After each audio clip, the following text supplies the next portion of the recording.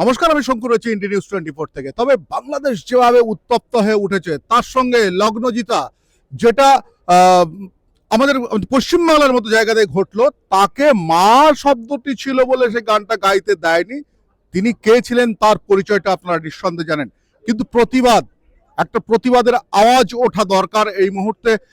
আমার সঙ্গে যারা রয়েছেন তাদেরকে দেখেই আপনারা বুঝতে পারছেন যে আমরা যাকে সামাজিকভাবে ফলো করি, যাদের বলছি বাংলাদেশ নিয়ে কতটা উৎকণ্ঠিত। বাংলাদেশের সরকার থাকলো কি না থাকলো সেটা নিয়ে বিষয় নয়, সেখানে যেভাবে একটা গাছে ঝুলিয়ে পুড়িয়ে দেওয়া হলো একজনকে, কি বলবেন? সে দীপুর হয়ে কিন্তু এখনো পর্যন্ত কেউ বাংলাদেশে কোথাও রাস্তায় বের হয়নি।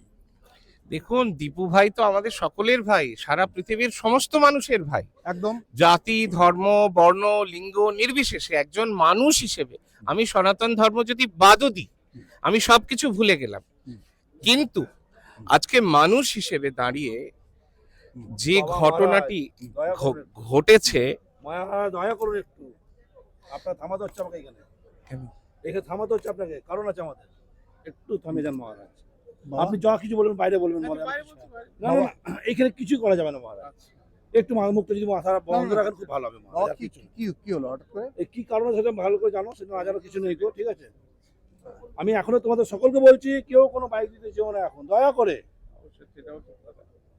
যে আমাদের উপরে কি হবে না হবে, কারণ ওনারা আমাদের ভালো কাজ করছে, কারণ ওনারা আছে বলে ভালো কাজ হচ্ছে আমাদের, ঠিক আছে? কিন্তু এমন কিছু কাজ করবো না যে আমাদের ক্ষতিটা সেটা হয়ে যায়, এখন এই মুহূর্তে হয়ে যাবে, সেটা আপনি আটকাতে পারবেন না আমাদের।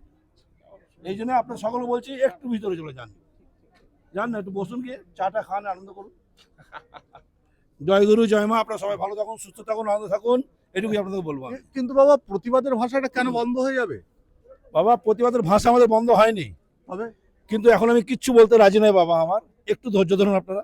কিসের অপেক্ষা করবেন? অপেক্ষা করতে করতে অনেকদিন গেল বাবা, আমি আপনাকে তো একটাই কথা বললাম বাবা আমার, একটু ধৈর্য ধরুন আপনি।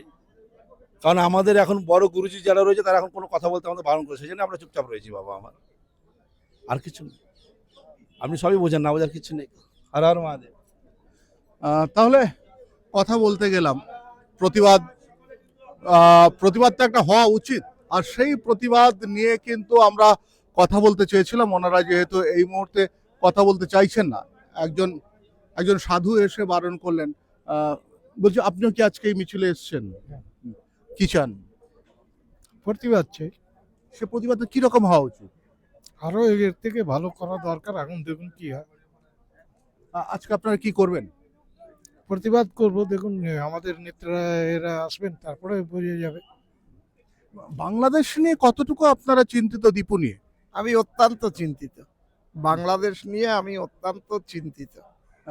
মানে এই যে ঘটনাটা ঘটেছে, কতটুকু সমর্থনযোগ্য?